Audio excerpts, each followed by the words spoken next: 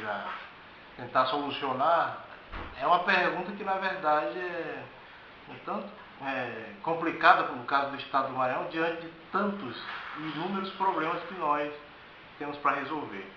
Eu não sei se eu diria a questão da educacional, né, que, na verdade, nós temos um retrocesso muito grande no que se refere em termos educacionais, e principalmente que a gente só vê, de fato, produzindo mão de obra, digamos, de baixo custo, né? Então, a gente tem os maranhenses hoje, de fato, tem duas opções, que é ou cair no mundo do trabalho, digamos, das piores condições possíveis, inclusive o trabalho escravo, ou mesmo lutando, né, nas migalhas que o sistema permite, com seus salários nem sempre dignos e à altura daquilo que são as suas atividades desenvolvidas. Então eu acho que, por exemplo, eu falei mais de trabalho, mas que, na verdade, a raiz de tudo isso também está no processo de um bom sistema educacional, que vai te proporcionar qualificação e principalmente visão de mundo para compreender a dinâmica do sistema, né? E aí você vê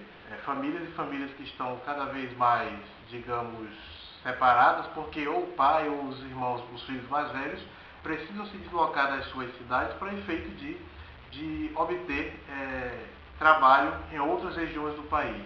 Isso é interessante mencionar, principalmente porque os candidatos, os partidos de direita, os partidos articulados em regimes ou oligárquicos, ou que praticam, que exercem práticas oligárquicas, eles muito elencam esses problemas como o grande problema do Estado. Só que, na verdade, não adianta você apenas elencar e usar isso apenas como artifício eleitoral.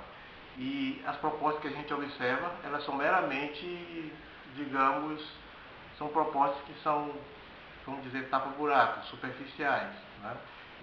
Então, se você não tiver um projeto educacional condizente com a necessidade que o maranhense tem, de fato, você não vai conseguir absolutamente um crescimento da nossa população.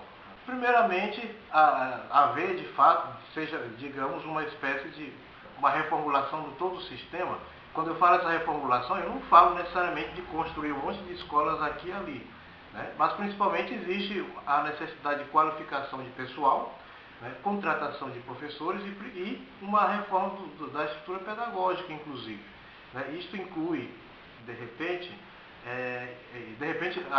isso perpassa por incluir disciplinas que possam alimentar mais e mais o intelecto da nossa gente, e também um pouco melhor didatismo, a oportunidade de maiores recursos, o que vai proporcionar, com certeza, que se tem uma possibilidade de qualificar, né, os nossos estudantes e, de repente, quando chegar no mundo do trabalho, ter condições tanto de desenvolver suas atividades dignamente, quanto ter consciência do papel que ele exerce dentro desse processo, dentro dessa cadeia produtiva que é o próprio sistema de pobreza da nossa população. A gente tem que verificar o que a gente pode considerar de pobreza, se é meramente a falta de trabalho, né?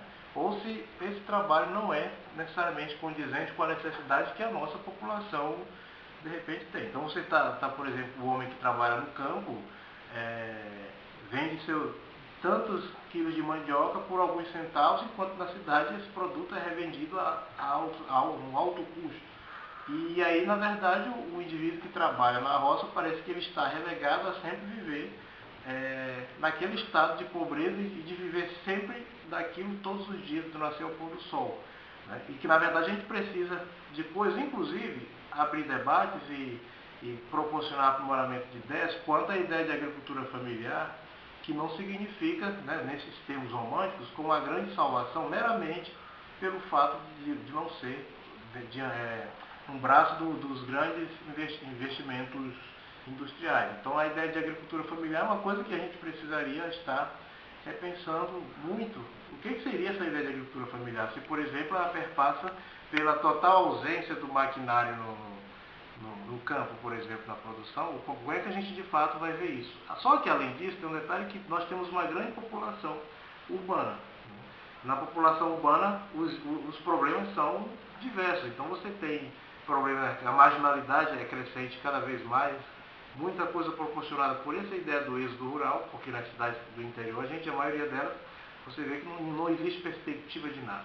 Então, acredito que se, por exemplo, tivermos uma política de abertura de frentes de trabalho que sejam realmente objetivas e que sejam duradouras, elas possam vir a dar um pouco mais uma mudança nesses índices. E além disso, mas que essas frentes de trabalho não sejam meramente motes eleitoreiros ou campanhas governamentais, que sejam projetos do Estado e não de governo.